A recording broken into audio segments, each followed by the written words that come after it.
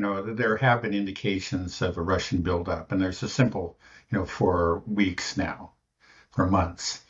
Um, we did have this new offensive in Kharkov, that started about a month ago, but it clearly wasn't the whole story. They just used a fraction of the forces that were available to them in that region. And there's more, and there's, there you can see videos of tanks being shipped to the front lines, to the Sumy and the Kharkov areas.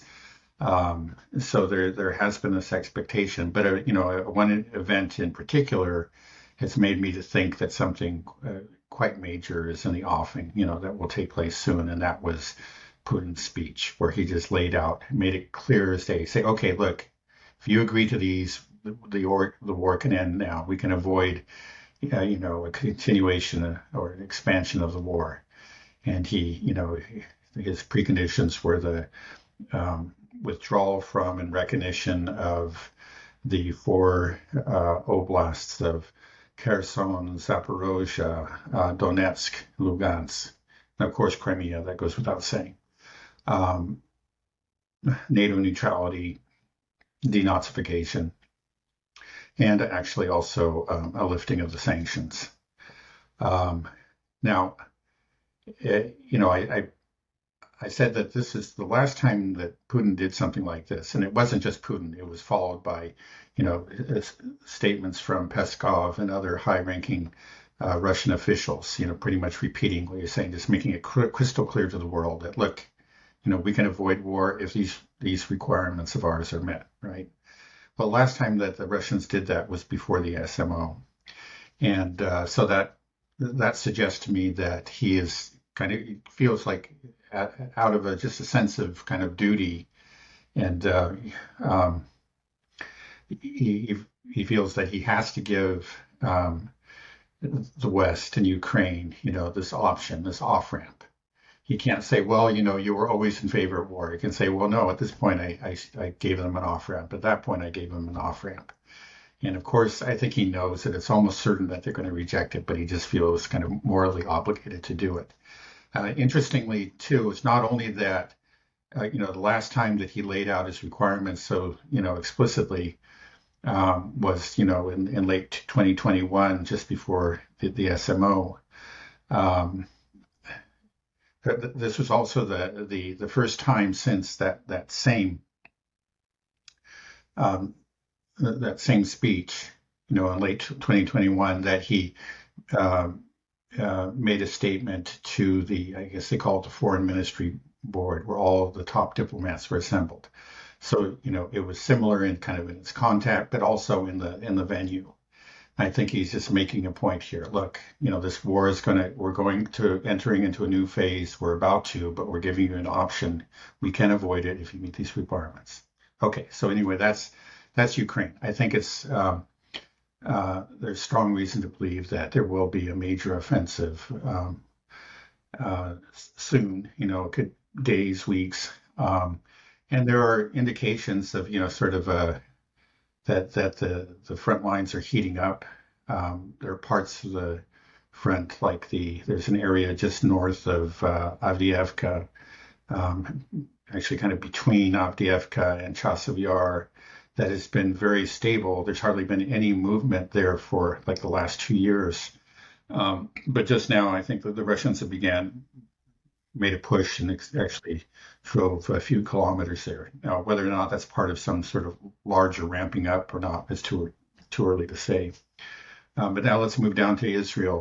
Real quick before we move Go ahead. down. So if you're able to come up with this very reasonable analysis on why it looks like Russia might be preparing for a major offensive, then surely people in the West are probably coming up to drawing the same conclusion, right? That, okay, if we reject this peace plan, that there's likely going to be a major offensive. Do you think the West is thinking that way, the same way? Or because the response to the peace proposal for negotiations, it was completely dismissive. Just get out of Right. here. Putin's a thug. We don't listen to him. Right. Do you think Ukraine is, if you were Zelensky, you'd probably be shitting your pants right now thinking like, okay, right? And surely they're thinking about this all the time. They should be drawing a similar conclusion. Do you think they are? The West is, Um, or I'm sure there are analysts in the West, that are. I haven't read any, Western mainstream analysis. I've heard from after I made that statement, I heard similar analyses from, other, let's say, dissident, which is they analysis. probably copied it from you. They I don't think heard it so, here but first. you're right. Um, but I would be very surprised if there aren't at least, some people like within the CIA and, similar intelligence agencies, throughout the West who are making this report, are presenting this analysis. But the question is, is it, well, first of all, is it really making it up to the top? I mean, that's part of the problem is that when these agencies become politicized, you may have, excellent um, people, in the um, at the lower levels of the agency, doing very solid analysis and providing good intelligence reports. But then, in a politicized agency, it's the people that rise to the top are the ones that say what the leaders want to hear. Now, of course, if you had intelligent, ethical people at the top who were really concerned about wanting to know the truth, they could change the situation. But that's not kind of people that we have at the top. So, maybe that the Western leadership, even if even if at the lower levels these reports are being generated, they're not hearing them, or even if they do hear them, they just don't want to hear it, and they just, it's just, they're so wrapped up in the narrative, and and their identity is being part of the um, being, Well, part of the West, part of this of well, this. let's say they do hear it and they do and they do think it's coming, and for their reasons, they've ruled out negotiations and diplomacy and peace. They just that's off the table. We're going to Uh-huh. fight this. What would they do anyways? What could they do differently other than some type of major escalation? What is it that Ukraine and NATO could even do in the wake of an oncoming major Russian offensive? Right. Like, Yeah. Well, we there's really gave them very all little of they our can do. money, Right. all of these Right. weapons. What else is there? Yeah. Right. Right. It's not like there are warehouses full of weapons that they've, so far neglected to give to Ukraine.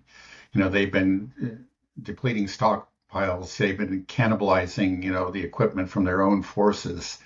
And there really is not much left to give them, that they can afford to give Ukraine. Yeah. So anything of, of course, this is, the only option really is committing their armed forces, and it would have to be the U.S. because again, the Western European military forces are really so pathetic; they really couldn't do much. We're talking about 10,000 here, 5,000 there, 20,000 there, and again, these people are not trained for this kind of war.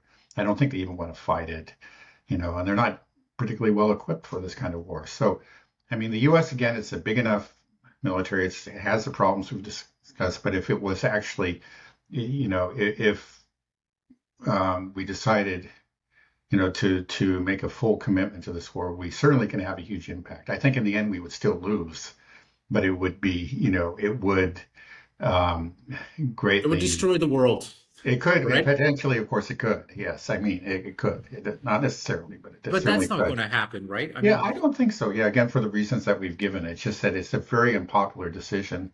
It would not have any kind of popular support, um, and and then I think you have like the few realists that seem to be left in these governments tend to be actually in the military departments and the defense departments, and they're probably saying, yeah, but no, we just don't have it. We don't have this equipment, or look, we're going to lose, and